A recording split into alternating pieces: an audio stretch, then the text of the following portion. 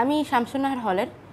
আমাদের হলে এই প্রধান আমরা ওই দিনই তো রাষ্ট্রপতির বাড়িতে আমরা রাষ্ট্রপতির বাসভবনে আমরা ওই দিন আমাদের জমা দিয়েছিলাম, স্মারকলিপিটা জমা দিয়েছিলাম।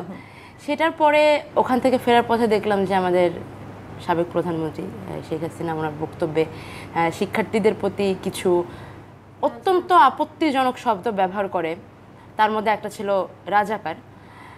এই শব্দটা আসলে এতটাই গায়ে লেগে যায়, মানে ব্যাপারটা তাহলে কি বাংলাদেশে শুধুমাত্র মুক্তিযোদ্ধা আর রাজাকার এই দুই গোষ্ঠীর মানুষ আছে, সাধারণ মানুষের এক্সিস্টেন্সটা কই?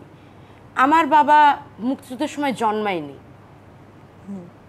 তাহলে আমি রাজাকারের সন্তান কিভাবে হই?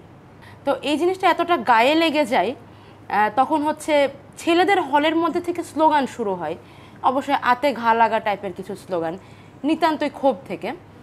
তখন আমরা খবর পাই যে হল পাড়া, মানে আমাদের 5টা হল যে এরিয়াতে আছে, জসিমউদ্দিন, বঙ্গবন্ধু হল, জিয়া হল, বিজয় একাত্ত, সূর্য সেন, ওইখানে ছেলেদের হলগুলোতে কিছু হামলা, মানে বহিরাগত হামলা না, নিজেদের মধ্যে কিছু হতাহত এই ধরনের খবর আমরা পাই।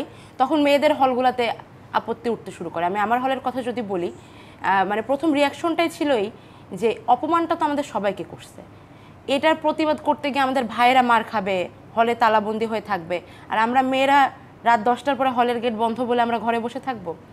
তখন 10টা 20 বাজে, জাস্ট হলের গেট বন্ধ হয়েছে।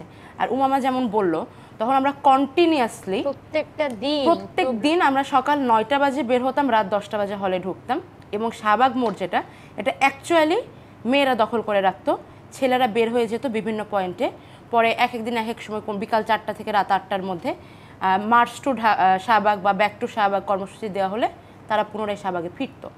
মেয়েদের শরীরের ওপর দিয়ে, মনের ওপর দিয়ে যে ব্যাপক চাপটা গিয়েছে, আমরা আসলে ভাবি নাই যে হলের সব মেয়ে একযোগ এবং কয়েক মিনিটের মধ্যে তারা অ্যাগ্রি হয়ে যাবে যে যদি ছেলেদেরকে আটকে রাখে, আমরা গিয়ে হলের তালা ভেঙে হলেও আমাদের ভাইদেরকে বের করে নিয়ে আসবো।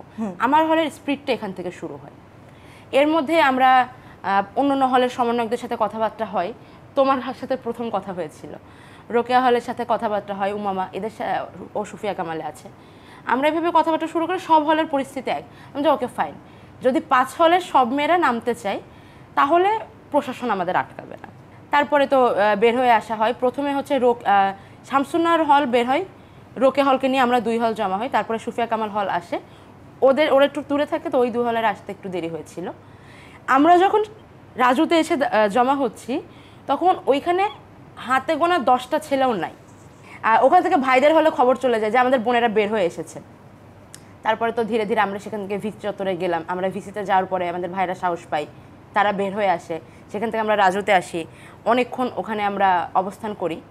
তারপরে আমরা রাত 2টার কাছাকাছি সময় আমরা অবস্থান ত্যাগ করেছি। এবং সেখান থেকেই মূলত পরবর্তী দিনের আন্দোলনটা আসলে কোন দিকে যাবে সেটা নির্ধারিত হয়েছে।